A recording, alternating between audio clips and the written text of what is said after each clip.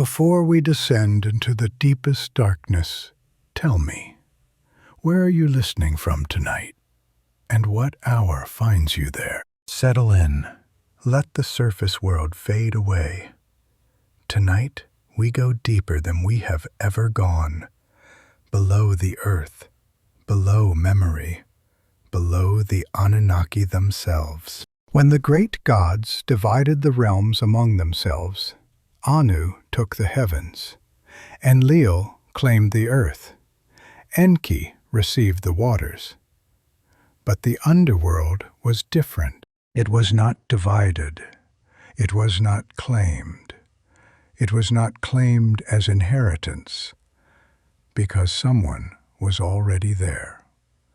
Someone who had always been there. Her name was Ereshkigal, Queen of the Great Below, and the tablets are strangely silent on why she was chosen, or whether she was chosen at all. This is the oldest mystery of the Anunnaki pantheon, the authority that predates all other authority, the queen no one appointed to her throne. Unlike her brothers who claimed their realms, she seems to belong to the darkness inherently. How? Since when? These questions haunt the margins of every text that mentions her name. The Anunnaki divided what they could divide, but the darkness below was already claimed, already governed, already ruled by one who preceded them. Let your breath slow. Let your eyes grow heavy, and descend with me into the question that the ancient world never dared to fully answer. This is the story of the queen who was already there, the oldest authority, the deepest mystery, the power that the powers themselves could not explain.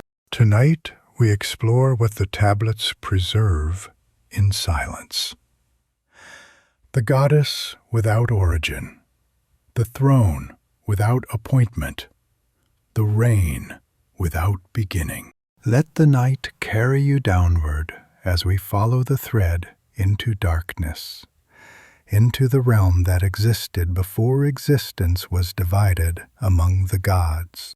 The Sumerian tablets describe a foundational moment in cosmic history, the division of the universe among the great Anunnaki gods. This was not mere mythology, but constitutional order, the establishment of authority over the domains of existence. Anu, the father of the gods, ascended to rule the heavens.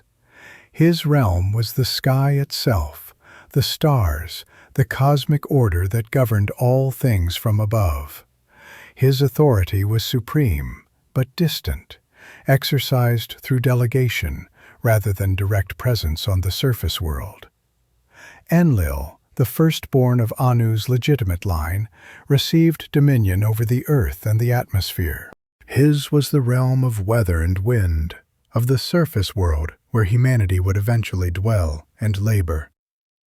Enlil's authority was active, interventionist, concerned with the ordering of terrestrial affairs. He would become the chief executive of Anunnaki operations on Earth, the god whose word carried the force of absolute command. Enki, brilliant and creative, received the waters, the Abzu, the sweet underground seas and the rivers that brought life to the land. His domain was fluid, generative, connected to wisdom and to the mysteries of creation itself. Enki would become humanity's greatest advocate among the gods, the one who shaped us from clay and defended us against destruction when Enlil wished to erase his creation from the earth. This tripartite division established the framework of Anunnaki governance. Heaven, earth, and water, each with its lord, each with its laws, each integrated into a cosmic hierarchy that would persist for millennia. The tablets describe this division as if it were complete, as if all domains had been properly allocated according to divine order. But a critical realm was missing from this allocation. There was a fourth realm, a realm that was not divided among them, a realm that was not given as inheritance or claimed through right. The Underworld, the land of no return, Kur, the great below. And when the tablets speak of this realm, they speak not of allocation, but of pre-existing fact. Someone was already ruling there. Her name was Ereshkigal. And no text explains how she came to possess what others had to receive. The texts are remarkably consistent on this point and remarkably silent about its deeper implications. Ereshkigal ruled the underworld. This is stated as simple fact, not as grant or appointment or conquest. When the division of realms occurred among the Anunnaki, her authority was not established, but merely acknowledged. The great gods did not give her the underworld. They recognized that she already held it in her possession. This distinction matters enormously for understanding the true Anunnaki hierarchy. Every other major god received their domain through cosmic allocation or inheritance. Anu took the heavens because the council determined he should rule there. Enlil received the earth because his status as legitimate heir merited terrestrial dominion. Enki was given the waters as his rightful portion of the cosmic inheritance. But Ereshkigal received nothing because she needed nothing from them. Her authority preceded the allocation entirely. Her realm existed before the division took place. She was queen of the underworld, not by appointment, but by right that predated the rights of those who did the appointing. The oldest tablets never explain this anomaly. They simply accept it as the immutable nature of things. Consider what this implies about the cosmic order. The Anunnaki, supposedly the highest gods, the original powers, the founders of cosmic order, encountered an authority they could not subsume into their hierarchy. When they divided reality among themselves, they had to work around a realm that was not theirs to divide. The underworld belonged to someone else entirely, and that someone was already there when they arrived. This is not a minor theological detail or scribal oversight. This is a fundamental crack in the foundation of the entire Anunnaki narrative.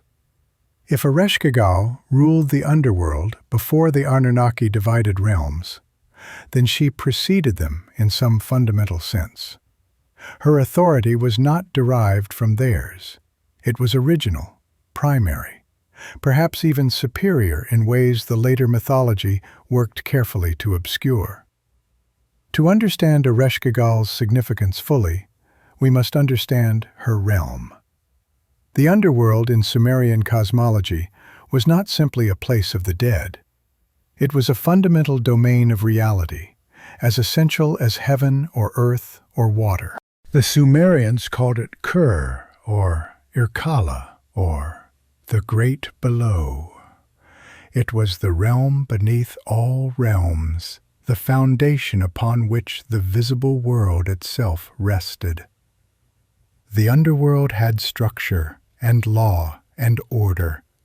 It had geography and inhabitants and protocols. It had gates and guardians and palaces and hierarchies. This was not a vague afterlife, but a cosmic territory as real and organized as the surface world above.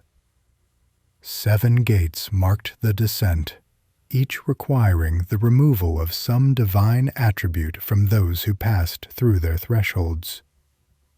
Ereshkigal ruled this realm with absolute authority. Her word was law in the Great Below, unchallengeable, and final.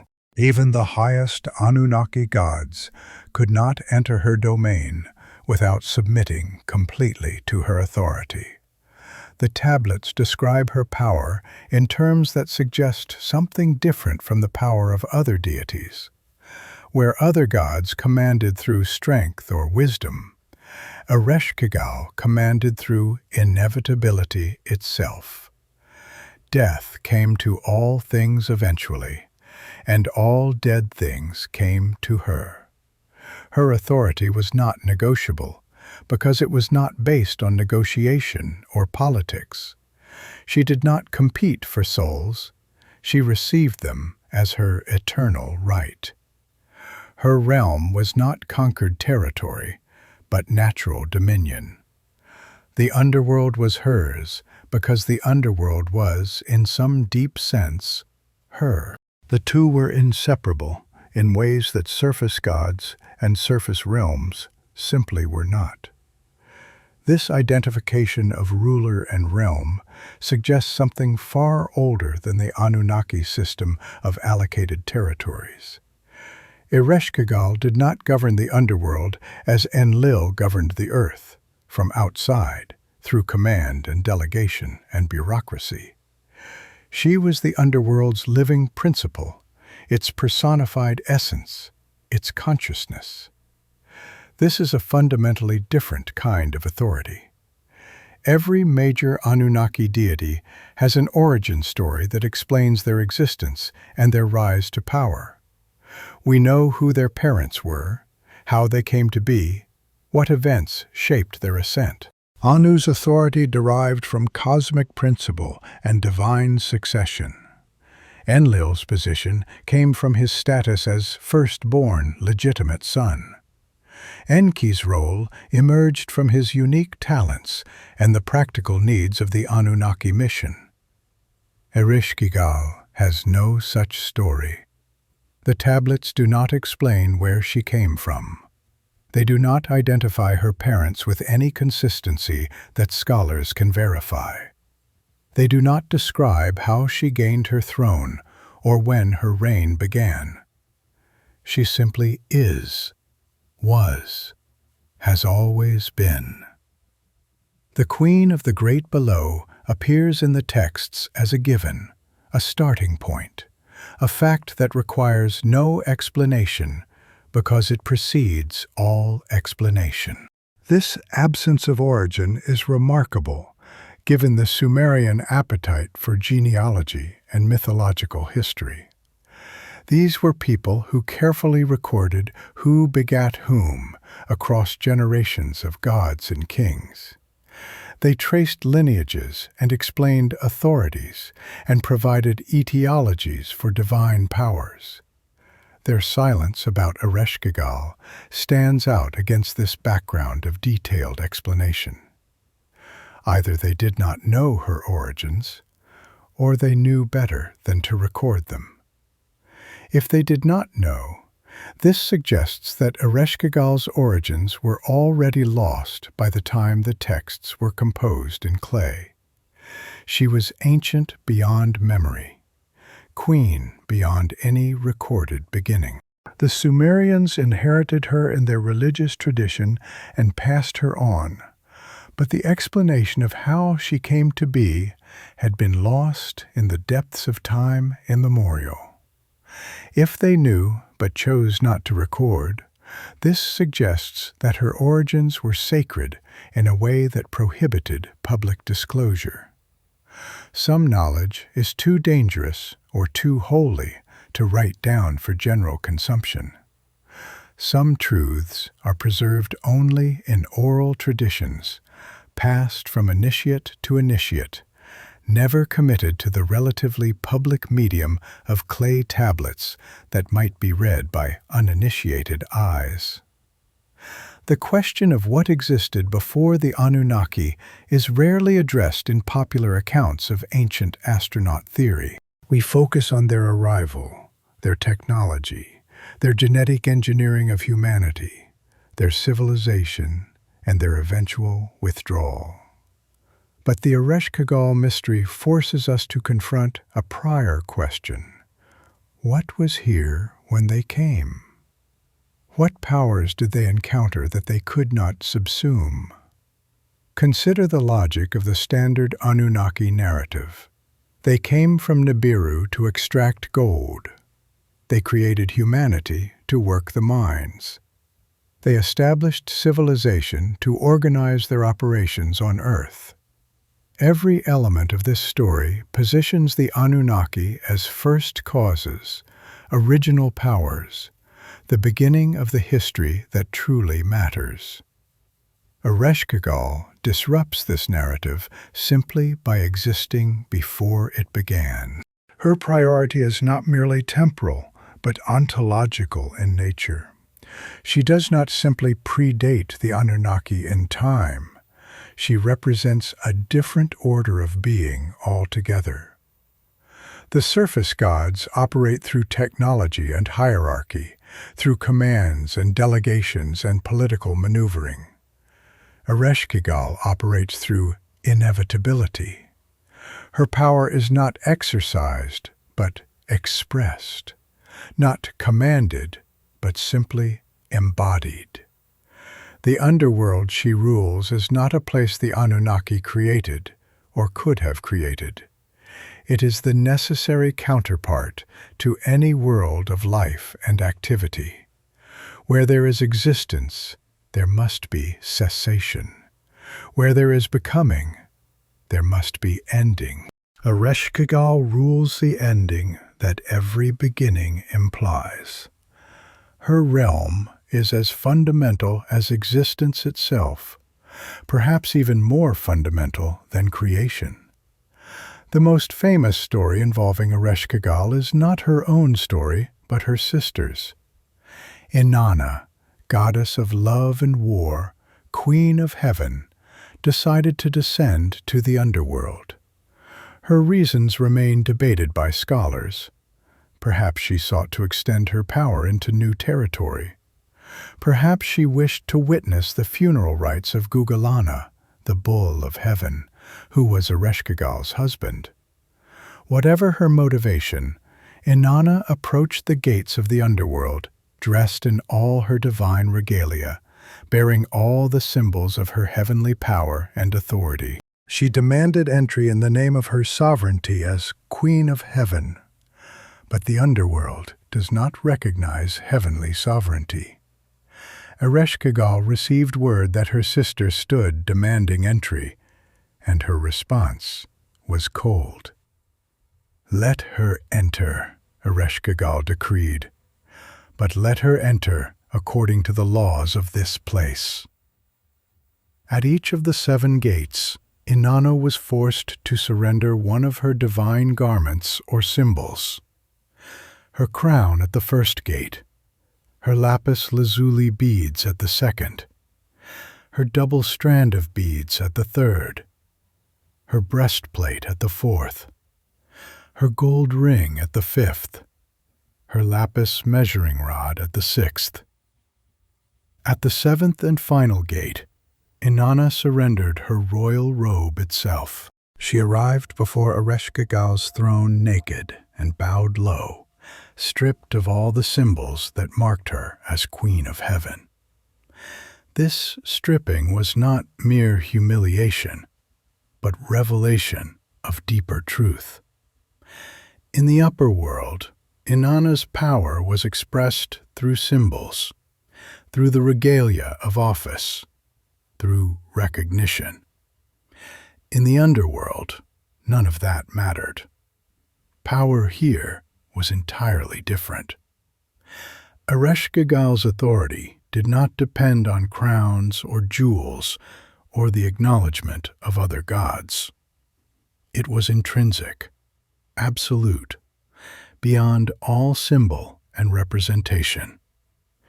Inanna, for all her heavenly glory, was nothing in this place.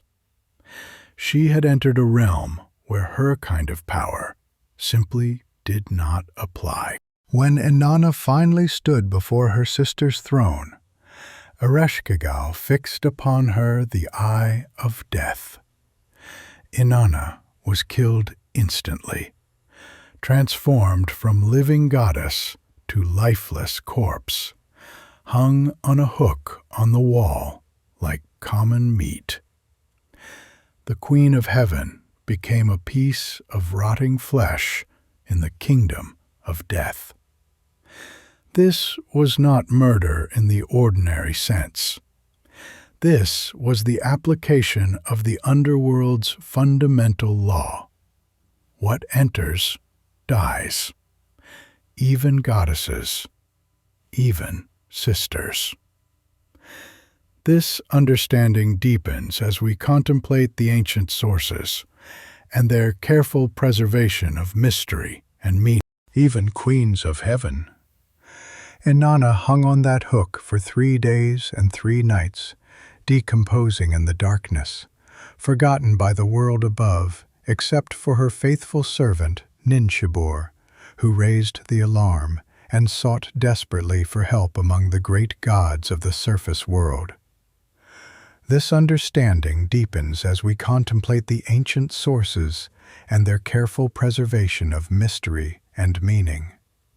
The ancient sources preserved these traditions with care, understanding that some truths resist simple expression. But the great gods could not simply rescue Inanna from that place. Ereshkigal's law was absolute and beyond their authority to override. What enters does not leave. The dead do not return.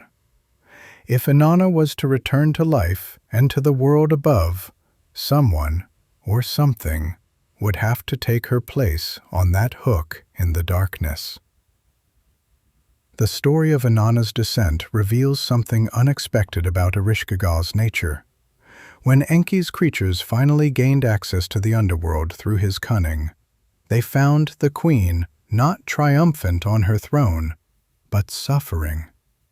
Ereshkigal was in the agony of childbirth, or the agony of mourning, or both at once. The texts are deliberately ambiguous here. The creatures Enki sent were instructed to do something strange when they found her. They were not to threaten Ereshkigal, or bargain with her, or appeal to her justice. They were to sympathize with her suffering. When she cried out in pain, they were to cry out with her. When she moaned, they were to moan alongside her in solidarity. They were to mirror her suffering, to acknowledge it, to share it with her. This was the only strategy that could move the unmovable queen. And it worked beyond expectation. Touched by this unexpected empathy, by this recognition of her pain, Ereshkigal offered the creatures whatever they wished. They asked for the corpse hanging on the wall, and she granted their request. This episode reveals Ereshkigal's isolation as a source of profound suffering. She rules absolutely, but she rules utterly alone. No one visits the underworld for pleasure or companionship. No one seeks her company willingly. Even her sister came not to see her, but to extend heavenly power into the realm below. Ereshkigal is sovereign, but she is also abandoned. The sympathy strategy suggests that Ereshkigal's heart is not stone, that beneath her terrible power lies something that longs for connection, for recognition, for the simple acknowledgement that her pain matters to someone. The Queen of Death is also a queen of sorrow, and her sorrow has never been adequately addressed by the myths that surround her with terror. Ereshkigal's loneliness was addressed, after a fashion, when Nergal came to the underworld. The story exists in multiple versions preserved on different tablets, but all agree on the essential shape. Nergal, a god of war and pestilence and death in its active forms, offended Ereshkigal by failing to show proper respect to her envoy at a feast of the gods. She demanded that he be sent below to face her judgment for this insult. The gods above, unwilling to protect one of their own against the queen's righteous wrath, complied with her demand and sent Nergal down through the 7 gates to stand before her throne and answer for his disrespect. What happened next varies significantly by version. In some tellings, Nergal came armed with 14 demons and threatened to decapitate Ereshkigal unless she yielded her throne to him. In others, he came as a lover, and after 7 nights of passion, Ereshkigal could not bear to let him leave her side. In still others, violence and desire intertwined as they often do in realms of death. The result in all versions is the same. Nergal became Ereshkigal's husband, co-ruler of the Underworld, king beside her eternal throne. This marriage is unique in all of Mesopotamian mythology. Unlike the divine marriages of the world above, which were political alliances or mythological explanations for natural phenomena, this marriage seems rooted in something far more personal. But even with Nergal beside her on the throne, Ereshkigal's essential situation did not fundamentally change. She remained bound to the underworld, still unable to ascend to the realm above, still isolated from the community of gods who feasted and struggled and loved in the light. Her husband was the god of death in its active form, plague and war and destruction visiting the living. Together they ruled over endings, over cessation, over the finality that claims all living things eventually. Their union was fitting, but hardly what anyone would call joyful. Death married to death, ruling the kingdom of the dead, receiving the endless stream of souls that the world above sent down through their gates. The underworld, Ereshkigal ruled, operated by laws that differed fundamentally from those of the world above. These were not laws she had created, but laws she administered.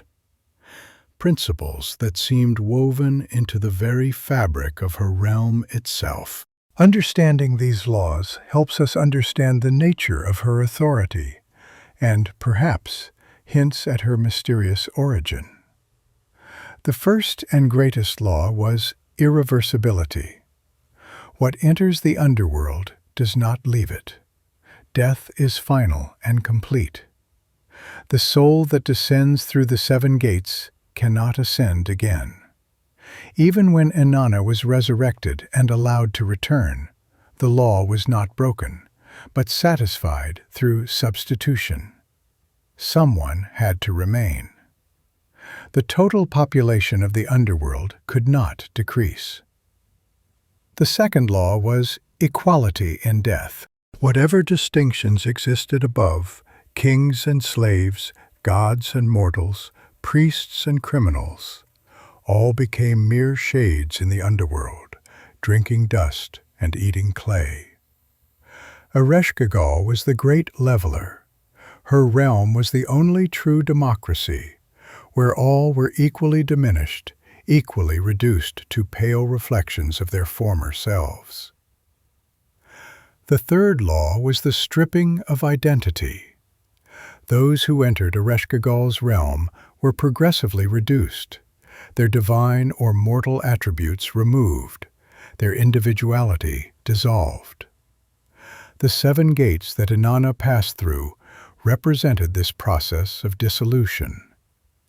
By the time a soul reached the queen's throne, It was no longer what it had been above. These laws suggest something about the underworld that transcends Ereshkigal herself. The realm she rules may be more fundamental than all the realms above it.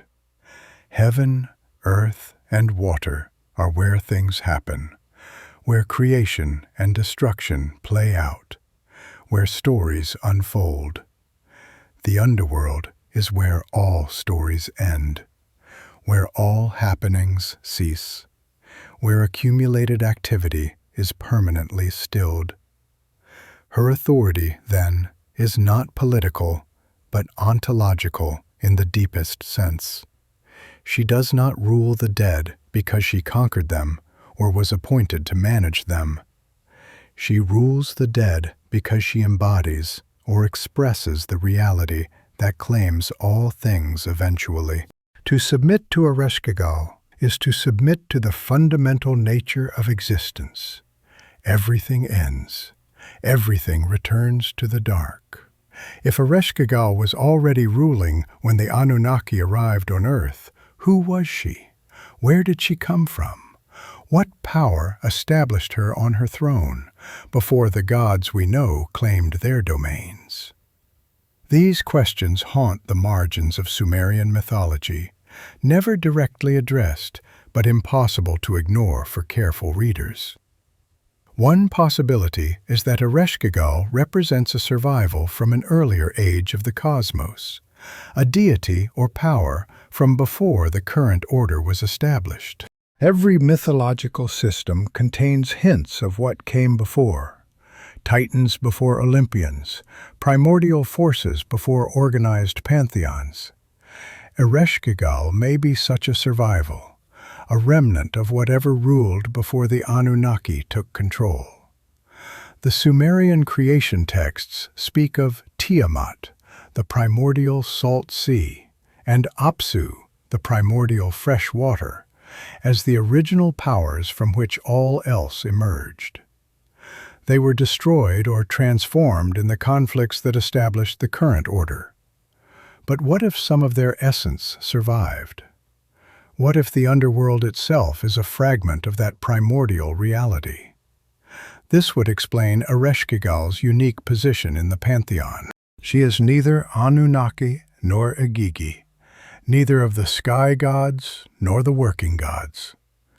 She belongs to something older, something that predates the categories the Sumerians used to organize their divine world.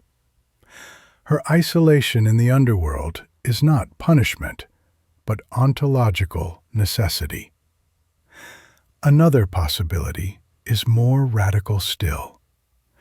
What if Ereshkigal is not merely a survivor from an earlier age, or an embodiment of primordial chaos, but a representative of an entirely different order of being? The Anunnaki, in most interpretations, were physical beings who operated within the material cosmos. What if Ereshkigal was something else entirely? If we consider the underworld as something other than simply a place where dead people go, new possibilities emerge. The Sumerian descriptions of Kur and Irkalla are genuinely strange, stranger than simply an underground cavern. The underworld has its own light, its own time, its own rules of physics. Things that happen there do not obey the logic of the surface world. The underworld might be exactly what the ancient texts describe, a realm that is genuinely other, genuinely alien to the world above. Not a place beneath the earth in physical terms, but a dimension or reality that intersects with our world at the point of death. A place that the Anunnaki did not create and could not fully understand. In this interpretation, Ereshkigal is not a goddess in the usual sense, but a consciousness native to that other realm. When the Anunnaki established themselves on Earth, they encountered her domain as a pre-existing reality they could not alter or control. They could not keep their creations, including humanity, from eventually entering her realm.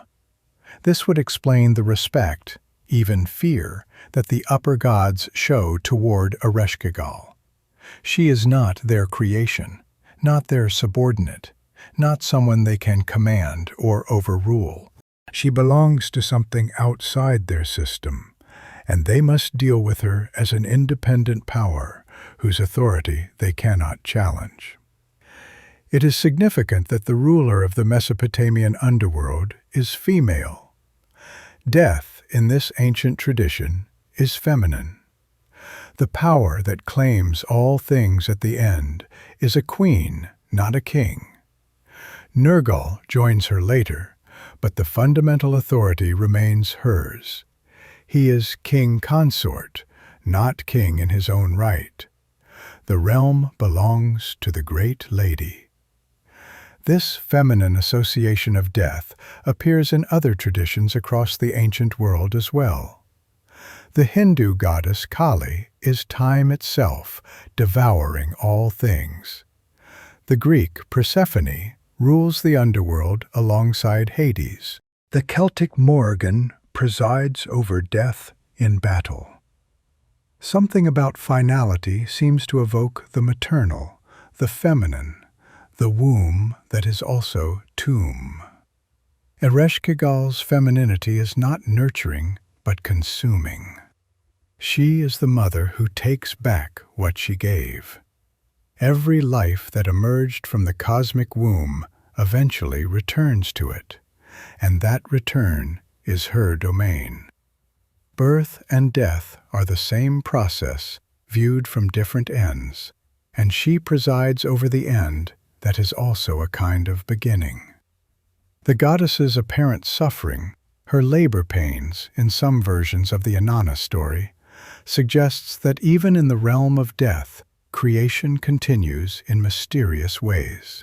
Something is being born there, something that requires the raw material of deceased lives. Ereshkigal is not merely a jailer of the dead, but an operator of processes we do not understand. When we examine the psychological dimensions of the Ereshkigal myth, we find resources for understanding our own relationship with death. She represents what we must eventually face, what we spend our lives avoiding, what waits with absolute patience for our arrival. Coming to terms with Ereshkigal is coming to terms with mortality itself. The stripping at the seven gates can be understood as the progressive loss of identity that approaches to death involve. We lose our social roles, our physical capabilities, our mental clarity, our sense of self. By the time death arrives, much of what we thought we were has already been removed. We enter her presence reduced to essence. The possibility of compassion toward Ereshkigal opens a different relationship with death than simple fear or denial. If we can acknowledge her suffering, sympathize with her isolation, recognize her as a consciousness rather than simply a force, death becomes less purely threatening. It becomes, in some strange way, almost relatable. Sleep has always been understood as death's cousin, a temporary visit to the territories the dead inhabit permanently. Each night we rehearse the final descent, practice the surrender that death will require, experience in small form the cessation that will someday be complete. Ereshkigal receives us nightly in partial and temporary form. Perhaps this nightly practice prepares us for the final journey. Perhaps the familiarity with surrender that sleep provides makes the ultimate surrender less terrifying. Perhaps Ereshkigal is not only queen of the dead, but patron of sleepers, guardian of the unconscious, ruler of all the depths the surface mind cannot reach. The dreams that emerge from deep sleep may be messages from her realm, communications from the depths, glimpses of what lies below ordinary waking awareness. Dream interpretation was taken seriously in ancient Mesopotamia, and the deepest dreams may have been understood as touched by the underworld's mysterious influence. As you descend toward sleep tonight, you descend toward the boundaries of her territory. Not all the way, not yet, but toward the regions where her influence begins to be felt. The darkness behind closed eyes is the beginning of her larger darkness. The dissolution of waking identity is the first step on the path to her gates. Let this descent be gentle. Ereshkigal is severe, but perhaps not cruel. She receives what must be received, transforms what must be transformed, holds what must be held in her eternal keeping. Her realm is necessary, her function essential to the cosmos. Without her, the universe would have no exit, no completion, no rest. The rest she offers is final for those who pass her last gate. But for sleepers, it is temporary and restorative. You will return with morning, will reassume the identity night dissolved, will continue the story that sleep interrupted. But you will have visited, briefly, the antechambers of her vast realm. The Queen of the Great Below rules what she rules with absolute authority. Her power is not diminished by our forgetfulness, our denial, our desperate focus on life and light.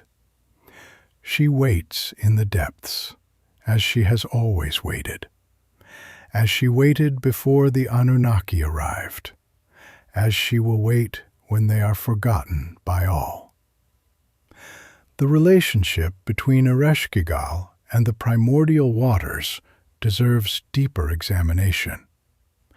Before the cosmos was ordered, before heaven and earth were separated, the ancient texts speak of Nammu, the primordial sea from which all things emerged. Some scholars have suggested that Ereshkigal may be connected to these primordial waters, not as daughter, but as aspect, a manifestation of the original chaos that was never fully tamed. The underworld in Sumerian thought was not dry but wet, not empty but full of dark waters. The dead were said to drink from rivers that flowed through Ereshkigal's realm. These subterranean waters connected to Enki's Absu, but were distinct from it, darker, older, belonging to a different order of existence. Ereshkigal ruled where the waters turned to darkness. This aquatic dimension of the underworld suggests connections to the primordial feminine, to the womb waters from which life emerges and to which it returns. Ereshkigal's realm was not simply where the dead were stored, but where they were dissolved, returned to a state prior to individual existence. Her dark waters unmade what the waters of life had made. The 7 gates of the underworld have parallels in other ancient traditions. The soul's descent through successive barriers appears in Egyptian, Greek, and later Gnostic texts, but the Sumerian version is notably stark. There is no weighing of hearts, no judgment of deeds. There is only stripping, reduction, the progressive removal of everything that made the descending soul what it was. Each gate was guarded by a gatekeeper who demanded payment in the form of divine attributes. Inanna surrendered her crown, her jewelry, her royal garments, her breastplate, her ring, her measuring rod, her robe. By the 7th gate, the Queen of Heaven was naked, powerless, indistinguishable from any common shade. The gates taught that all distinction was surface. Ereshkigal's gatekeepers served her absolutely, as did all who dwelt in her realm. Namtar, her vizier, was fate itself, the one who determined the moment of each mortal's death. Neti guarded the outer gate and announced visitors to his queen. The Gala demons, 7 terrible beings, enforced her laws with perfect ruthlessness. Her court was complete and self-sufficient. The demons of the underworld deserve particular attention. The Gala were not evil in the moral sense, but implacable. They did not punish the wicked or reward the good. They simply enforced the fundamental law that what enters does not leave.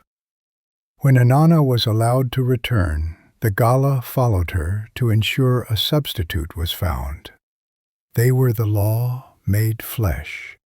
These demons could not be bribed, could not be reasoned with, could not be escaped. They did not eat food or drink water. They did not enjoy pleasures or feel pity. They were pure function, the mechanism by which Ereshkigal's law operated in the cosmos. Even gods feared them, because even gods could not overcome the fundamental law they served. The question of why the underworld needed such enforcers is worth considering. If Ereshkigal's law was truly fundamental, truly woven into the fabric of existence, why were demons needed to maintain it? Perhaps the law was not as absolute as it appeared. Perhaps there were loopholes, exceptions, possibilities of escape that required active prevention. Or perhaps the demons served a different purpose. They were the visible face of an invisible principle, the personification of inevitability. Mortals needed to see death coming, needed to understand that escape was impossible. The Gala made abstract law concrete, gave form to the formless, showed what could not otherwise be shown. The marriage of Ereshkigal and Nergal represents one of the strangest divine unions in Mesopotamian mythology. Nergal was a god of war, of plague, of the burning summer sun. His domains were destruction and death in their active forms, the killing stroke rather than the final rest. He was everything that Ereshkigal was not, yet he became her consort. The story of their union exists in multiple versions, each emphasizing different aspects. In some, Nergal descended to apologize for disrespecting Ereshkigal's messenger, and stayed because he could not resist her. In others, he came armed with demons and threatened her life until she offered him the throne beside her. Love and violence intertwined inextricably. What remains consistent is that Nergal stayed. The god of active death joined the goddess of death's realm, bringing his heat to her cold, his violence to her stillness, his restlessness to her patience. Together they ruled a domain that now encompassed both the moment of death and its aftermath, both the killing and the keeping. Their union produced no children that the myths record. The realm of death is not generative in the ordinary sense. But their partnership suggests that even the queen of the great below needed something she could not provide herself. Power alone does not satisfy. Authority alone does not comfort. Even Ereshkigal, supreme in her darkness, required companionship. The theological implications of Nergal's presence in the underworld rippled through Mesopotamian religion. He became associated with plague and disaster in ways that connected surface catastrophe to subterranean authority.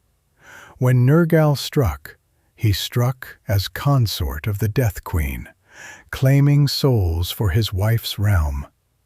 Every plague was recruitment for the underworld. The underworld economy, if we can call it that, operated on principles different from the surface world. The dead did not produce or consume in the ordinary sense. They existed in a state of diminished being, shadows of their former selves, drinking dust and eating clay, according to some texts. What sustained them was memory from above. The living sustained the dead through offerings and remembrance. Those who were properly mourned and regularly remembered fared better in Ereshkigal's realm. Those who were forgotten faded further, becoming less and less until only the barest trace remained. The relationship between worlds was not severed at death, but transformed. This dependency gave the living a certain power over the dead, and it gave the dead a certain power over the living. Ghosts could return to trouble those who neglected them. The improperly buried could haunt their former homes. Ereshkigal's law that the dead do not return had exceptions when the living failed in their obligations. The cult of the dead in ancient Mesopotamia was not ancestor worship in the full sense, but ancestor maintenance. The dead required care, attention, offerings of food and drink that they could somehow receive and benefit from. Failure to provide this care had consequences both for the dead, who suffered, and for the living, who might be haunted. Ereshkigal received offerings too, though not from those seeking favor in death. Her cult was small, her temples few, her festivals minor compared to the great gods above. People did not worship death. They acknowledged it, propitiated it, hoped to postpone its claim as long as possible. She was honored, but not loved. This lack of a major cult is itself significant. Ereshkigal's power did not depend on worship. The other gods required temples, priests, sacrifices, the accumulated devotion of human populations. Their power waxed and waned with human attention. But death needs no promotion. Ereshkigal's realm would fill regardless of whether anyone honored her. Her independence from human worship connects to her independence from Anunnaki authority. She was not sustained by the same sources that sustained other gods. Her power was intrinsic, self-generating, rooted in the nature of existence itself. This made her both less visible and more fundamental than her more celebrated peers. The geography of the underworld, as described in various texts, presents a complex realm with regions and subdivisions.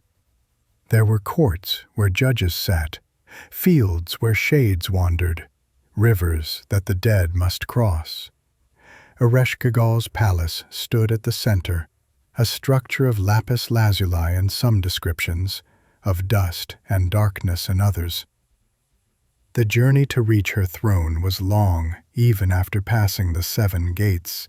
The dead walked paths that wound through her realm, encountering various features and beings before finally arriving at the seat of ultimate authority. The underworld was not small, but vast, capable of containing all who had ever died and all who ever would. This vastness raises questions about Ereshkigal's rule. How does one govern the countless dead? The answer seems to be that she governed through principle rather than active administration. Her law was the underworld's nature. She did not need to command each shade individually, any more than gravity needs to command each falling object. The concept of divine justice in Ereshkigal's realm differed from later traditions. There was no paradise for the good, no special torment for the wicked. All the dead shared essentially the same fate, the same diminished existence, the same dusty eternity. What differentiated outcomes was not moral desert, but ritual treatment and continued remembrance. This moral neutrality disturbs modern sensibilities trained on reward and punishment afterlives, but it reflects a different understanding of justice. The Mesopotamians believed in justice fiercely, but they located it in this life, enforced by kings and courts, not in the next. Death was not judgment, but ending, not evaluation, but conclusion. Ereshkigal's role was therefore not that of a judge in the moral sense, but of a receiver. She accepted what came to her without sorting it according to earthly behavior. Her impartiality was absolute because the categories that would permit partiality did not apply in her realm. Dead was dead, regardless of how one had lived. The dreams in which the dead appeared to the living were understood as genuine communications from Ereshkigal's realm. When the departed spoke in dreams, they spoke from the underworld, briefly permitted to reach across the barrier that normally separated the living from the dead. These dreams were taken seriously as messages requiring response. Necromancy, the summoning of the dead for consultation, was practiced in ancient Mesopotamia despite its dangers. The living sometimes needed information that only the dead could provide. Specialists existed who could call shades up from below, though such practices were viewed with ambivalence. One did not trouble Ereshkigal's subjects lightly. The most famous necromantic episode in Mesopotamian literature involves the ghost of Enkidu appearing to Gilgamesh. Through a hole opened between worlds, Enkidu describes the condition of the dead, confirming the bleak picture other texts paint. He is not being punished, merely diminished, existing in the reduced state that awaits all mortals. This conversation between the living hero and his dead friend captures something essential about the Mesopotamian attitude toward death. It was not feared as punishment, but mourned as loss. What Gilgamesh grieves is not Enkidu's suffering, but his absence, the severance of a bond that death makes permanent. Ereshkigal's realm is defined by separation. The question of whether gods could truly die was ambiguous in Mesopotamian thought.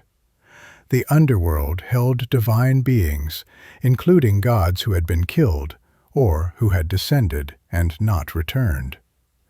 But their death was not exactly like mortal death. They retained more of their nature, existed in less diminished form, though still subject to Ereshkigal's law. Inanna's death and resurrection established an important precedent. Divine death was not necessarily permanent if the right conditions were met. But the conditions were demanding. Someone must take the dead god's place. The total population of the underworld could not decrease. Even resurrection required substitution, maintaining the balance of Ereshkigal's realm. This substitution principle suggests something about the underworld's cosmic function. It was not merely storage for the dead, but a kind of accounting system, maintaining a balance that could not be violated. Lives were owed to the underworld. The debt could be transferred, but not forgiven. Ereshkigal was the keeper of accounts that must always balance. The astronomical associations of Ereshkigal are less developed than those of other major deities, but some connections exist. The planet Venus, primarily associated with Inanna, had a dark phase when it was invisible, having descended below the horizon. This disappearance was linked to Inanna's descent and time in the underworld. Even stars answered to Ereshkigal's rhythm. The cycles of celestial bodies provided a template for understanding death and return. The sun descended each night into western darkness and emerged each morning from the east. The moon waned to nothing and waxed again to fullness. These patterns suggested that descent into darkness was not necessarily final, that return was possible if the cosmic conditions allowed. Yet for ordinary mortals, no such return was possible. The celestial cycles were divine prerogatives, not human ones. Humans descended once, through the 7 gates, and did not return. The cosmic pattern of death and resurrection applied to gods and stars, but not to the creatures who observed them. Ereshkigal's law was more absolute for mortals than for any other beings. The evolution of underworld mythology over Mesopotamian history shows interesting developments. Earlier Sumerian conceptions seem starker, more absolute in their grimness. Later Babylonian and Assyrian texts introduce more complexity, more hope, more possibility of differentiated fates. Ereshkigal's realm became slightly less monolithic over time. This evolution may reflect changing human needs or changing theological sophistication. The desire to believe that death is not simply ending, that behavior matters, that justice extends beyond the grave. These desires shaped mythological development. Ereshkigal's bare realm of undifferentiated shadow slowly acquired more features, more possibilities. Yet the core concept remained stable across millennia. The underworld existed. It received the dead. Its queen ruled absolutely. Escape was not possible under normal circumstances. These fundamental elements persisted through all the elaborations and modifications that accumulated over centuries of religious development. The influence of Mesopotamian underworld mythology on later traditions is profound and often unacknowledged. Hebrew Sheol, Greek Hades, and later conceptions of the afterlife all bear traces of the Sumerian original. Ereshkigal's realm was the prototype for all the underworlds that followed, the template against which later cultures developed their own visions.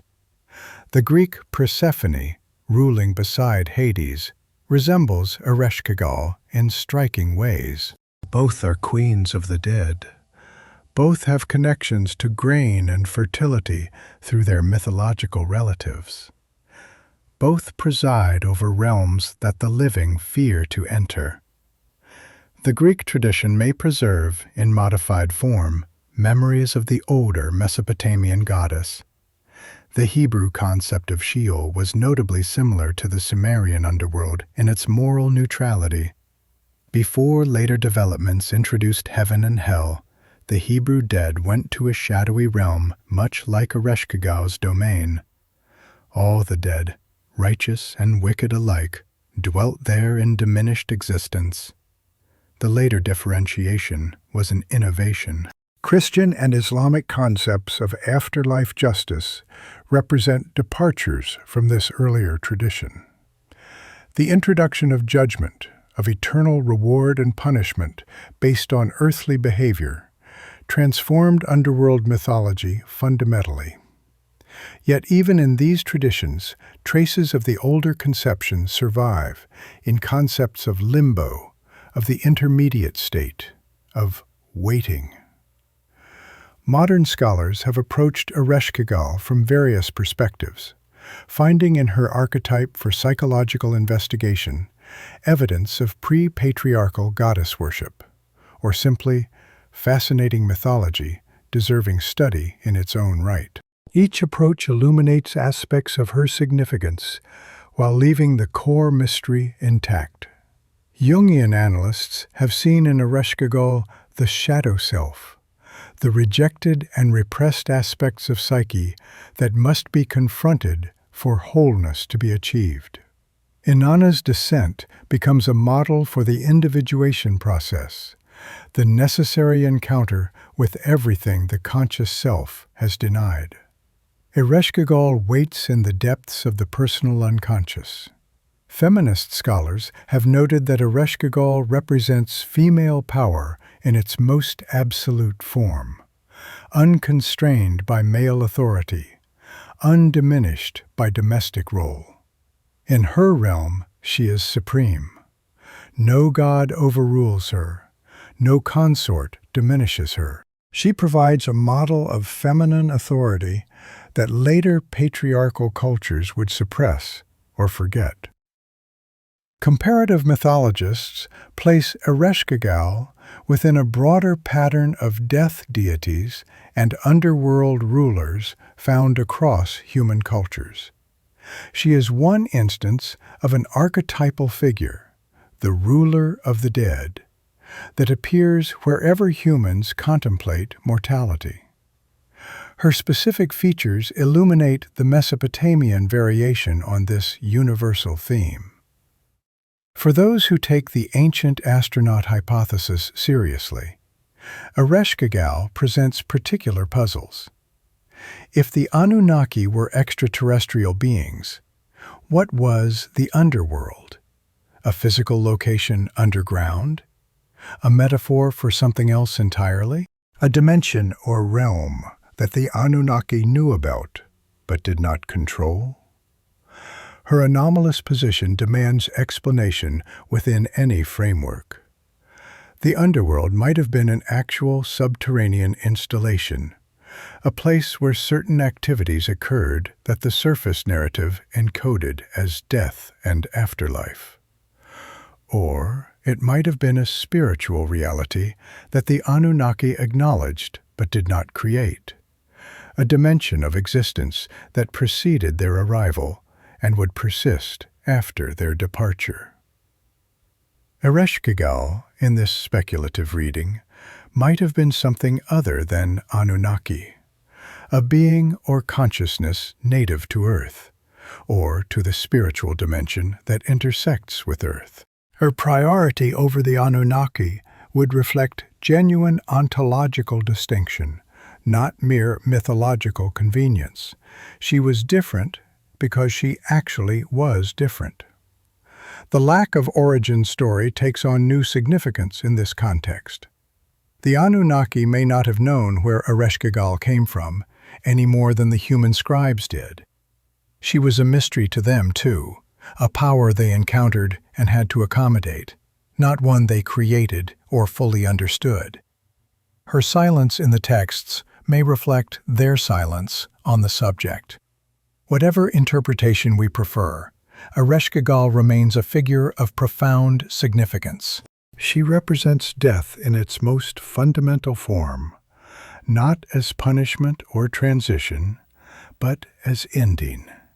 She rules what all must eventually face. Her realm awaits at the end of every story, the destination toward which every life moves. The darkness she inhabits is not evil, but inevitable. She does not choose her role any more than gravity chooses to attract. She is what she is, does what she does, rules what she rules. Her severity is the severity of nature itself, impartial, absolute, beyond negotiation. She is necessity personified. For those contemplating mortality, Ereshkigal offers a certain clarity. Death is not a puzzle to be solved or an enemy to be defeated. It is a queen on her throne, waiting. She does not chase or hunt or trick. She simply waits, patient beyond all patience, knowing that all who live will eventually descend through her gates. This patience is perhaps her most terrible attribute. The gods above struggle and scheme and war among themselves. Ereshkigal simply waits. Time is on her side. Every conflict above ultimately sends souls below. Every triumph above is temporary. Her triumph is permanent. She loses no battles because she fights no battles. She only receives. The wisdom traditions of Mesopotamia grappled with death's meaning without sentimentalizing it. The symbolism of descent permeates all traditions that touched Mesopotamian thought. To go down was to enter truth, to face what the surface world concealed. The underworld was not merely below in spatial terms, but prior in ontological terms. It was more real than the surface, more permanent, more fundamental. Ereshkigal ruled the real, while the gods above ruled appearances. This inversion of ordinary values characterizes underworld mythology across cultures. What seems alive is actually dying. What seems dead is actually eternal. The shining world above is temporary. The dark world below endures. Ereshkigal's realm was not a lesser reality, but a greater one, the foundation upon which the temporary world rested. The architectural metaphor extends throughout Mesopotamian cosmology. The earth was built upon the underworld, as a house is built upon its foundation. Remove the foundation, and the house collapses. Ereshkigal's realm was the stability upon which all instability rested. Her law was the law upon which other laws depended. This foundational role explains why the Anunnaki could not simply ignore or bypass her authority. She was not an obstacle to be removed, but a condition to be acknowledged.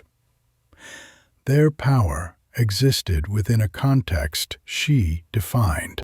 They could create and destroy in the world above, but the world above was built upon her territory. The concept of cosmic foundation appears in many ancient architectures. Temples were built with their holiest chambers deepest within, descending toward earth rather than rising toward heaven. The most sacred space was the most enclosed, the darkest, the most like the underworld itself. Priests descended to meet the divine. Ereshkigal never left her realm, but her influence extended throughout the cosmos. Every death was a tribute to her authority. Every grave was a gate to her kingdom. Every mourning ceremony acknowledged her sovereignty over what had been lost. She was absent from the world above, but present in every ending. The silence around her origins serves a function in this cosmological framework. To explain her would be to limit her. Origins imply dependencies, causes that precede effects, conditions that enable outcomes. Ereshkigal has no origin because she is not an effect, but a condition, not derived, but foundational. The theological implications troubled ancient thinkers as they trouble modern ones. If death precedes the gods, if the underworld predates the ordered cosmos, then the gods are not ultimate, but penultimate. They are powerful, but not foundational. Something came before them and will come after them. This priority of death over life reverses ordinary assumptions. We tend to assume that existence precedes non-existence, that something comes before nothing. But the Mesopotamian cosmology suggests otherwise. The dark was before the light. The below was before the above. The ending was before the beginning. Such a cosmology is not nihilistic, but realistic. It acknowledges what most traditions try to deny or minimize. Death is not an aberration in a living cosmos, but the ground of all existence. Life is the exception, the temporary flowering, the brief interval between eternities of non-being. Ereshkigal rules the norm. The gods above rule the exception.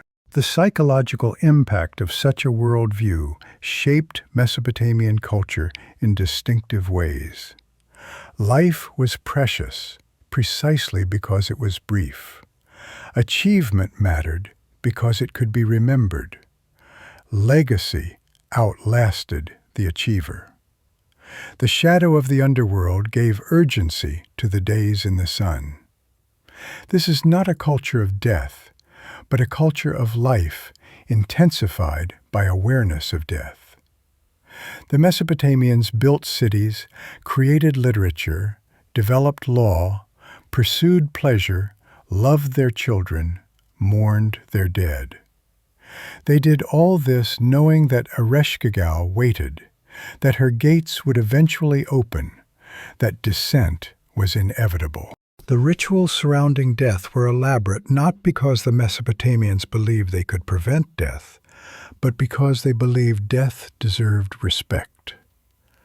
Proper burial, proper mourning, proper offerings to the dead were obligations the living owed to those who had gone before. To neglect the dead was to insult Ereshkigal's subjects. These obligations continued long after burial. The living were expected to remember the dead, to speak their names, to pour out libations at regular intervals. This ongoing relationship between the living and the dead maintained a kind of community that transcended the grave. Death separated, but did not completely sever. Ereshkigal presided over this ongoing relationship. Her realm was not sealed off from the world above, but connected to it through ritual, through memory, through the obligations that bound generations together. She was the queen of a realm that the living visited in dreams and ceremonies, if not in body. The metaphor of the gate was central to this conception. Gates can be passed in both directions. The dead descended through the 7 gates, but communication could come back up. Dreams, omens, necromantic consultations, all provided channels through which the underworld spoke to the surface world. Ereshkigal herself rarely communicated directly with the living. Her messages came through intermediaries, through her vizier Namtar, through ghosts and dreams. But her presence was felt in every death, every illness, every intimation of mortality. She did not need to speak, because her realm spoke constantly. The sick who recovered had touched her gate and returned. The dying who lingered stood at her threshold. The grieving who mourned had sent loved ones into her keeping. Every human life was lived in relationship to her authority, acknowledged or not, understood or not. Children were taught about the underworld early, not to frighten, but to prepare. Death was not hidden from Mesopotamian children, as it often is from modern ones. They knew that grandparents died and went below. They understood that they, too, would someday make that journey. This early education produced not morbid children, but realistic ones. They learned to value what could be valued while it lasted. They learned that time was precious. They learned that relationships must be cherished because separation was inevitable. Ereshkigal was their teacher even before they knew her name. The professional mourners who served at funerals were practitioners of a sophisticated ritual art. Their lamentations were not mere expressions of grief, but formal addresses to the powers below. They escorted the dead with proper ceremony, ensuring that the descent through the gates would be acknowledged and the arriving shade would be received. These mourners knew Ereshkigal's hymns and epithets. They sang of her power and her realm. They acknowledged her authority over what they released into her keeping. Their role was to mediate between the world of the living and the world of the dead, to maintain the relationship that death transformed but did not end. The physical graves of the Mesopotamians were located near or beneath their houses, keeping the dead close to the living. This proximity was not macabre, but comforting. The family remained together even when some members had descended. The house included both the living quarters above and the burial chambers below. Offerings poured into the ground fed the dead below. The living ate above. The dead drank below. The same family table, in a sense, extended from the surface to the underworld. Ereshkigal's subjects were not strangers, but relatives, not anonymous shades, but remembered individuals. This family continuity across the boundary of death gave Mesopotamian existence a depth that pure individualism cannot achieve. The self was not an isolated unit, but a node in a network that extended backward through ancestors and forward through descendants. Death did not end this network, but extended it into new territory. Ereshkigal ruled a realm populated by everyone's relatives. This gave her a personal dimension that abstract death mythology cannot convey. She was not only the queen of the dead in general, but the queen of your grandparents specifically, your great-grandparents, the endless chain of ancestors who waited below. The genealogies so important to Mesopotamian culture served partly to maintain this connection. To know your ancestors was to know who waited for you in Ereshkigal's realm. The family reunion that awaited beyond death was real to Mesopotamian imagination, populating the underworld with familiar faces. This familial dimension complicates the bleakness of standard underworld descriptions. Yes, the dead ate dust and drank clay. Yes, they were diminished shades of their former selves. But they were not alone. They were surrounded by family, by community, by everyone who had ever lived. Ereshkigal's realm was crowded with connection. The royal dead enjoyed somewhat better conditions than commoners, their graves more elaborate, their offerings more abundant. But all were still subject to Ereshkigal's authority. Kingship provided privilege in the underworld, as in life, but not exemption. Even kings bent before the queen who had ruled since before kings existed. The temple personnel who serve the gods above would eventually serve in different capacities below. Death did not end religious function, but transformed it. The underworld had its own cults, its own rituals, its own religious economy. Ereshkigal received worship from her subjects as the gods above received worship from theirs. This parallel religious structure made the underworld less alien than it might otherwise seem. The dead continued recognizable activities in transformed forms. They maintained relationships, observed rituals, participated in the ongoing life of a realm that had its own rhythms and requirements. The agricultural metaphor extended to the underworld as well. Seeds descended into the earth and emerged as new growth. The dead descended into the earth and became ancestors who blessed fertility. Ereshkigal's realm was not only an ending but a source, not only a grave but a womb. This dual nature of the underworld appears in Ereshkigal's connection to grain goddesses in various mythological configurations.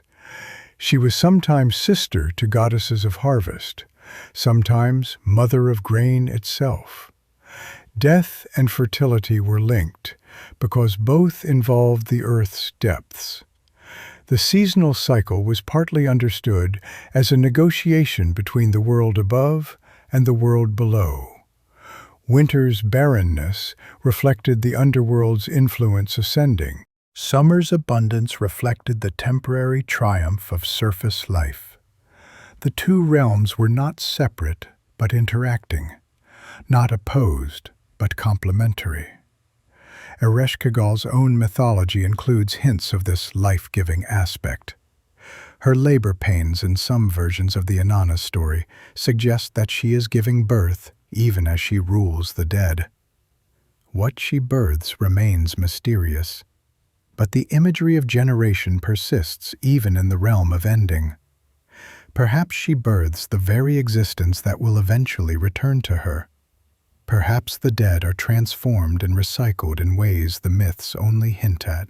Perhaps the underworld is not merely storage, but processing, not merely ending, but transformation into something that becomes beginning again. Such cyclical conceptions appear in many traditions, and Mesopotamian thought may have contained them in forms that did not fully survive. The dead may not simply wait in Ereshkigal's realm, but may undergo changes that the living cannot know until they undergo them themselves. The mystery religions of later antiquity, some with clear Mesopotamian roots, made precisely this claim. Initiation into the mysteries provided knowledge of what awaited after death. The initiated went to their graves confident of something better than dusty shadow existence. They had been promised transformation. Whether such promises reflect genuine Mesopotamian belief or later development remains debated. The core texts present a grim picture of the afterlife. But the core texts may not represent all that was believed, only what was publicly recorded. Esoteric traditions, by definition, leave fewer written traces. Ereshkigal's mystery would be central to any such esoteric tradition. The queen who ruled since before the gods divided realms would know secrets that more recent powers did not know. Her priority gave her access to knowledge that the Anunnaki themselves might lack. Those who served her directly, her priests and priestesses, would have cultivated relationship with this most mysterious of powers. What they knew, what they experienced, what they were shown, remains largely unrecoverable. They left few records, and those that survived may not reveal the depths. The underworld temples were not major institutions in Mesopotamian religion. Ereshkigal's worship was minor compared to the great gods above. But minor does not mean insignificant. Sometimes the most important truths are preserved in the smallest vessels. The night grows deeper. The contemplation nears its end. We have traced Ereshkigal through every aspect the sources reveal, from her anomalous authority to her cosmic function, from her sisterly conflict to her marital union, from her realm's geography to its ultimate mystery. She remains what she was at the beginning, the question that the myths preserve rather than answer. Her throne endures in whatever darkness contains it. Her authority extends over all who have died and all who will die.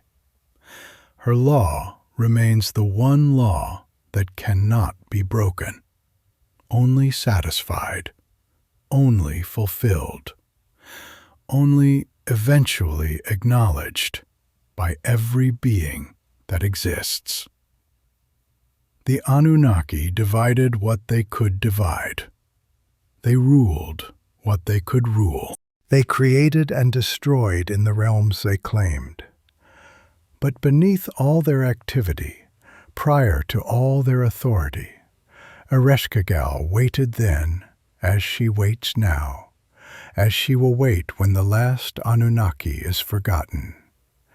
She is the foundation that cannot be moved, the authority that cannot be superseded, the mystery that cannot be solved. She was there when beginning began, and will be there when ending ends.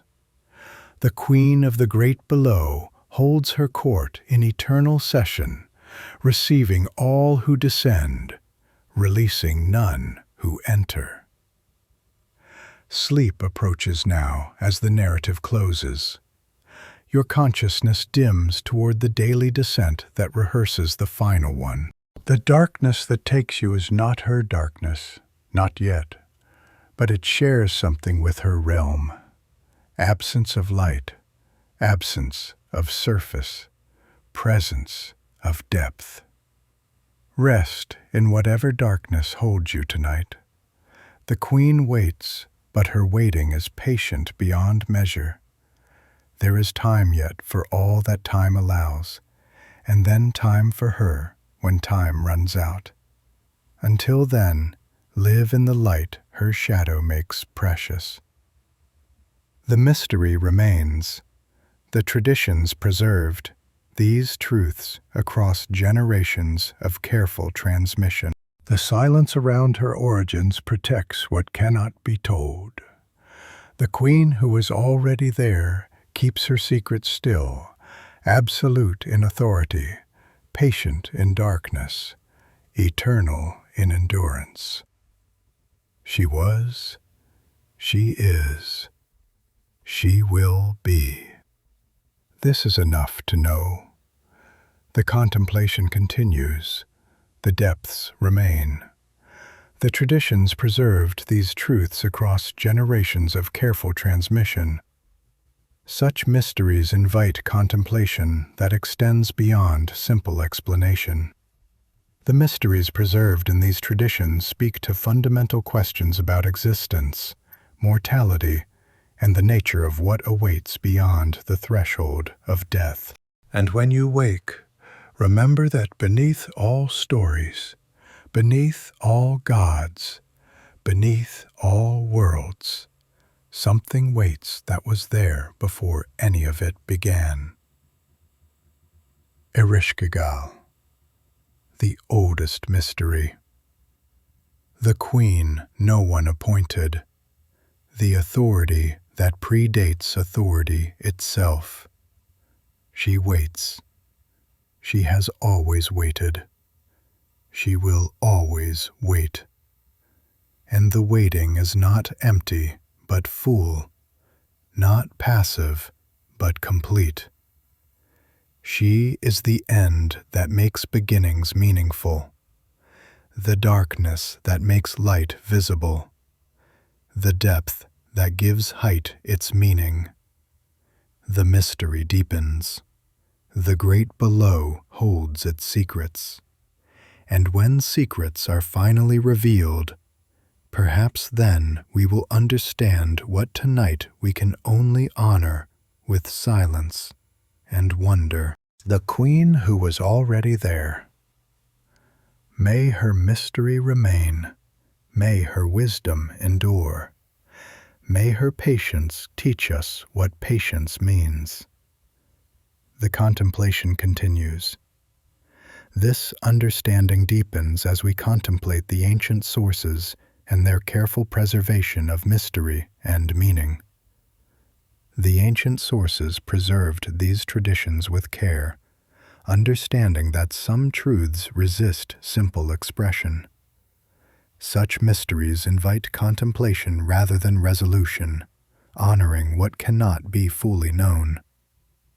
The traditions preserved these truths across generations of careful transmission. The question of consciousness in the underworld deserves deeper consideration. Were the dead aware in Ereshkigal's realm? The texts suggest diminished awareness, shadows of former selves, but not complete unconsciousness.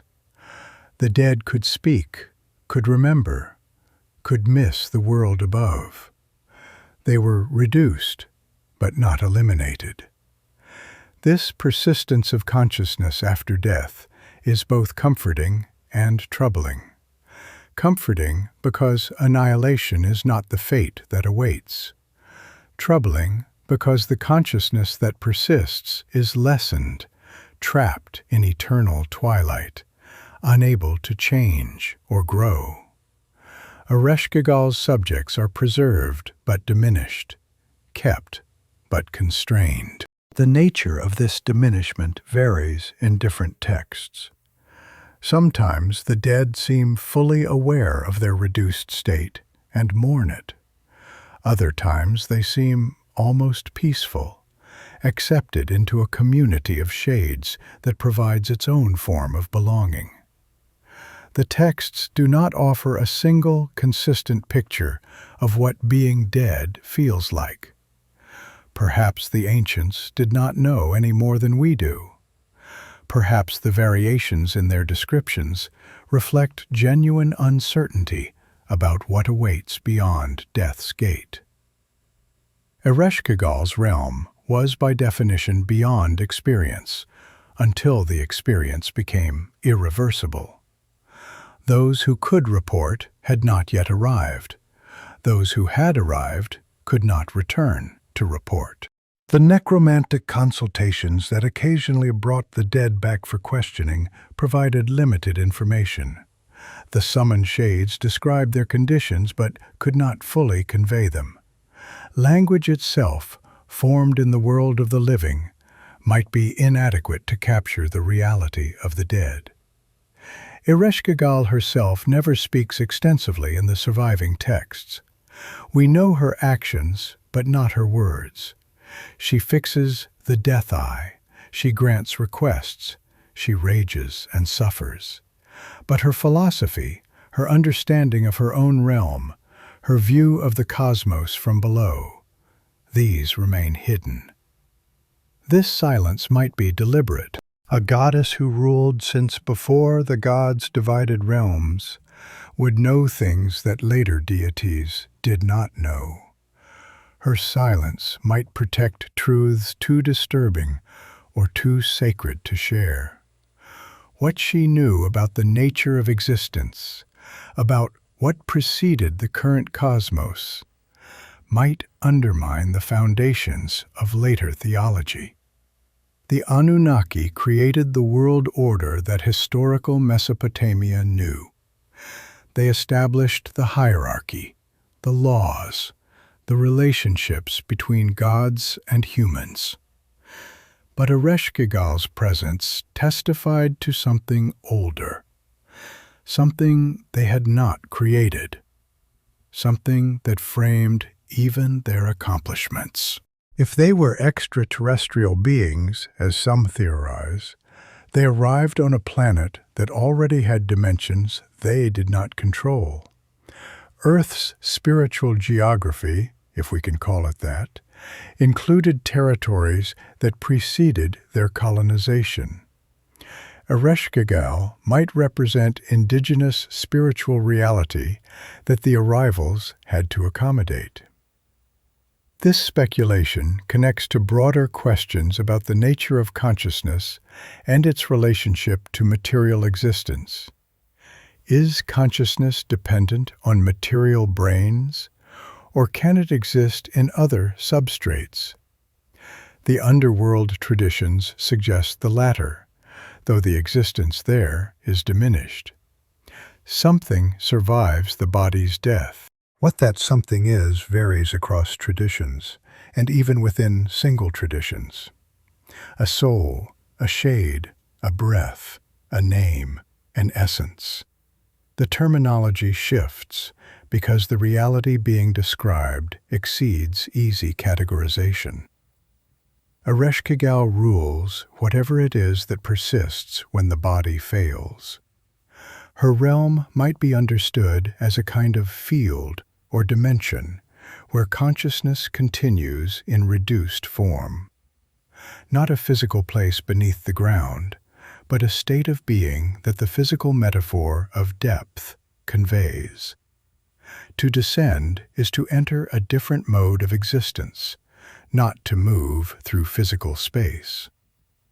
Modern physics has revealed that reality is stranger than common sense suggests.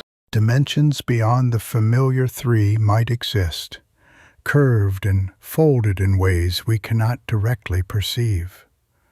The underworld might be one such dimension, accessible not by digging, but by dying, mapped not by surveyors, but by seers. Ereshkigal would then be a being native to that dimension, or a consciousness that has adapted to rule it. Her priority over the Anunnaki might reflect her belonging to a dimension they encountered but did not create. They came from elsewhere. She was already here, in whatever sense here applies to non-physical realms. Such speculations cannot be proven, but they suggest possibilities that the ancient texts leave open. The Mesopotamians knew they did not know everything. Their mythologies preserved mysteries they could not solve. Ereshkigal was perhaps the greatest of those mysteries, the one most resistant to explanation. Her cult, small as it was, preserved practices aimed at maintaining relationship with the underworld and its queen. We know little of what those practices involved. The texts that survive focus on the great gods of the surface world. Ereshkigal's worship left fewer traces. But absence of evidence is not evidence of absence. Esoteric traditions often avoid written documentation precisely because they wish to remain hidden. What the priests and priestesses of Ereshkigal knew, what rituals they performed, what experiences they had, might have been transmitted orally and lost when the traditions died. The mystery religions of later antiquity claimed to offer knowledge of death and what follows. Some of these religions had clear Mesopotamian roots or influences. What they taught about Ereshkigal or her equivalents might preserve fragments of much older understanding. The Eleusinian mysteries in Greece, the most famous of ancient initiatic traditions, centered on Persephone, the Greek queen of the underworld. Initiates were promised a better afterlife, a more favorable condition in the realm below. Such promises suggest that the grim default fate could somehow be transcended. Whether similar promises existed in Mesopotamian tradition is unclear. The surviving texts present a uniformly bleak picture of the afterlife. But surviving texts represent official public doctrine. private initiatic teachings might have offered different perspectives to those who earned admission to inner circles. Ereshkigal's role in such hypothetical teachings would be central. As queen of the realm that awaited all mortals, her favor or disfavor would determine conditions after death. Learning how to approach her, how to satisfy her requirements, how to navigate her realm would be essential knowledge. The 7 gates themselves might be understood as initiatic stages. Each stripping away of divine attributes corresponds to shedding aspects of ordinary identity. The soul that reaches Ereshkigal's throne has been reduced to essence, prepared for whatever transformation the depths provide. Initiatic traditions often employ symbolic death as a transformative experience. The candidate dies to their old self and is reborn into new understanding. Ereshkigal's realm would provide the mythological framework for such symbolic dying, the template against which initiatic death was understood. Those who had been initiated into such traditions would face actual death differently than the uninitiated. They had already died symbolically. They knew the gates. They understood the stripping. They were prepared for what the unprepared would find overwhelming. This preparation might not change the fundamental nature of the afterlife, but would change the experience of entering it. The prepared soul would descend with knowledge. The unprepared soul would descend in ignorance. Both would be subject to Ereshkigal's law, but one would understand, and the other would not. Such understanding is itself a form of power. To know what awaits is to be less at its mercy. The initiated dead might maintain more of their identity, more of their awareness, more of their capacity for experience than those who descended in ignorance and terror. Ereshkigal's realm would thus contain gradations not based on moral desert, but on spiritual preparation. Those who had prepared for death would fare differently from those who had avoided all thought of it. The Queen's law remained absolute, but its impact varied according to the readiness of those who entered. This interpretation gives meaning to the elaborate funeral rituals the Mesopotamians practiced. The rituals were not merely for the benefit of the living who mourned. They prepared the dead for the journey, oriented them toward what awaited, equipped them for the descent through the 7 gates. The professional mourners who sang the laments knew the terrain. Their songs mapped the underworld, described its features, named its inhabitants. The departing soul went accompanied by this knowledge, guided by these words, prepared by this ritual art for what no amount of preparation could fully anticipate. Ereshkigal received the prepared and the unprepared alike, but she might distinguish between them in ways the texts do not reveal. Her realm had regions and gradations. Not all shades dwelt in identical conditions. The preparation one brought might determine where within her vast realm one ultimately resided. Such speculations push beyond what the texts clearly state, but they push in directions the texts leave open. The ancients were not naive. They understood that they did not understand everything. Their mythologies were working hypotheses, best guesses, frameworks for thinking about what could not be directly known. Ereshkigal embodied that unknowability more than any other figure in the pantheon. She was the mystery that framed all other mysteries, the darkness against which all light was measured, the depth that gave height its meaning. To contemplate her was to contemplate the limits of contemplation itself. As this contemplation nears its end, as sleep approaches to claim another night, consider what we have explored together. A goddess without origin, a queen without appointment, a realm without escape. The oldest mystery of the ancient world, preserved in texts that describe but do not explain.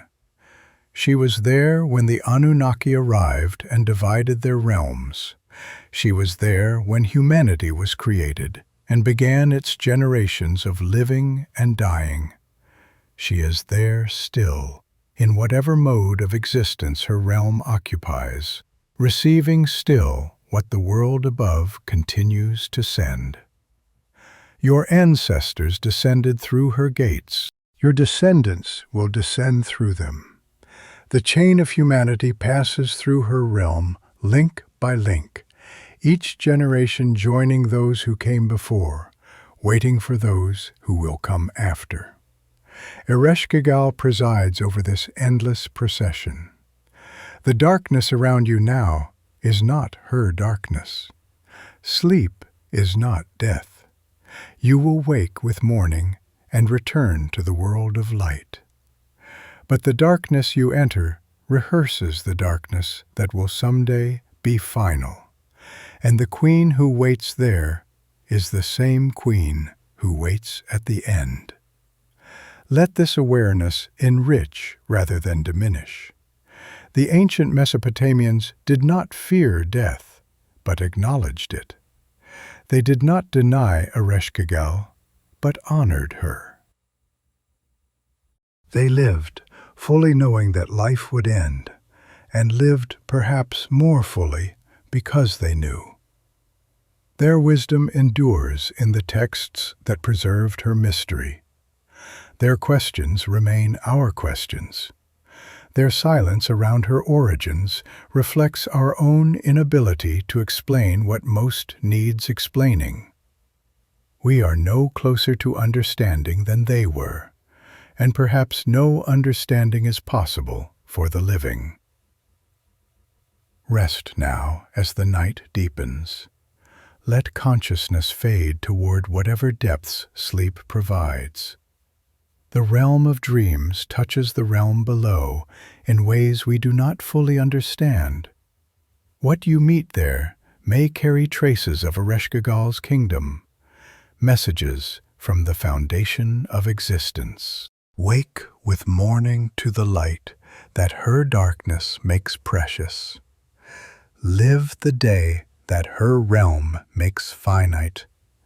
Love what can be loved while love remains possible. The queen of the great below waits with patience that encompasses all impatience, with endurance that exhausts all endurance. She was there before beginning. She will be there after ending. And in the interval between, we live our lives in the light of her shadow, building what we can build, loving what we can love, knowing what we cannot help but know about where all building and loving eventually lead. The contemplation continues. The mystery deepens. The oldest mystery guards the deepest secrets. And when secrets are revealed at last, perhaps then we will understand what tonight we honor only with silence, with wonder, and with rest. The queen who was already there remains on her throne. The great below awaits as it has always awaited. And we who live above live always in relationship to what waits below. Whether we acknowledge it or not, whether we prepare for it or not, whether we understand or stand forever wondering at the mystery we cannot solve. The darkness holds its secrets. The depths remain. Wake renewed. And remember the queen no one appointed, the authority that preceded all authority, the presence that preceded all presence, waiting still in darkness older than light. Life was good, worth living fully, precious precisely because it ended.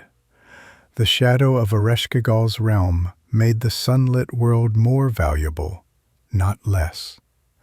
Awareness of death enriched life rather than poisoning it.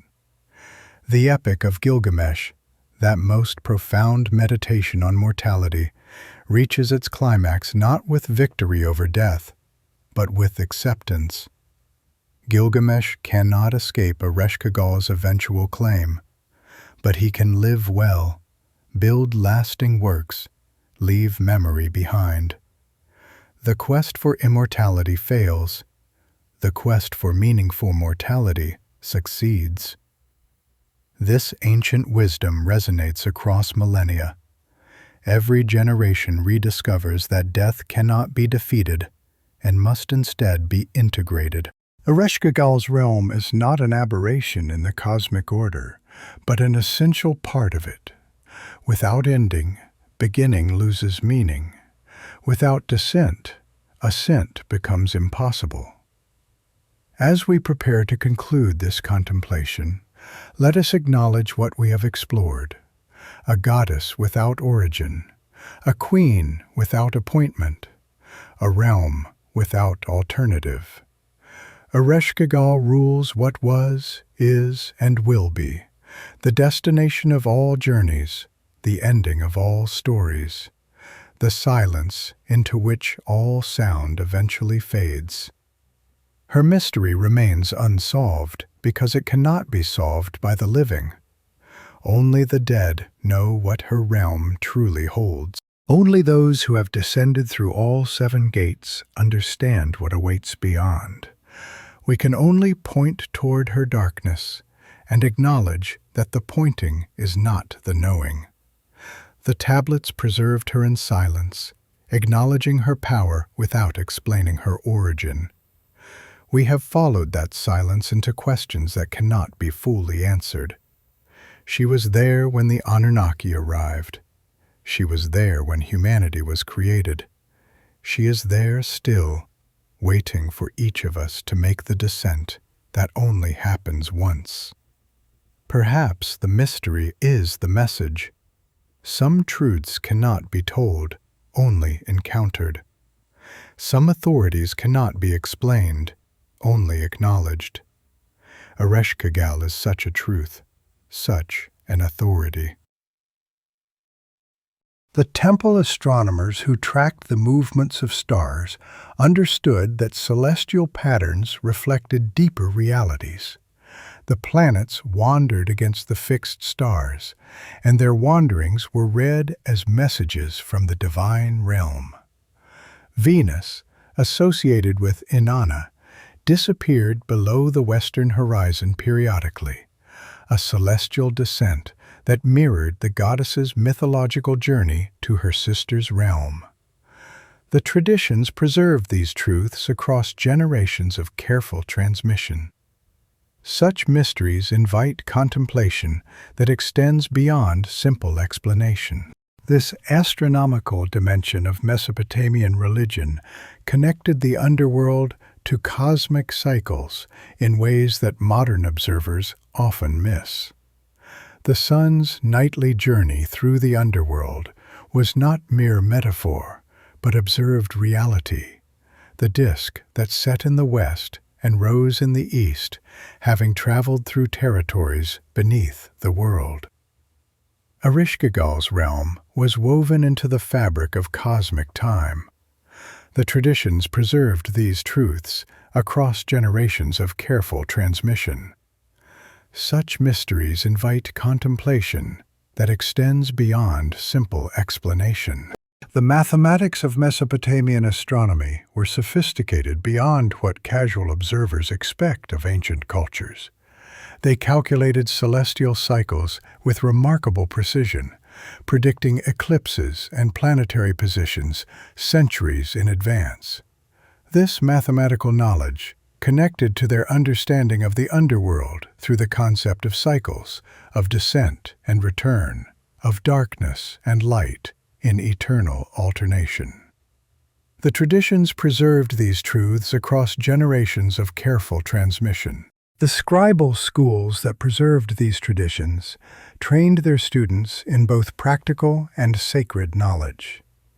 The same scribes who kept economic records and legal contracts also copied mythological texts and astronomical tables.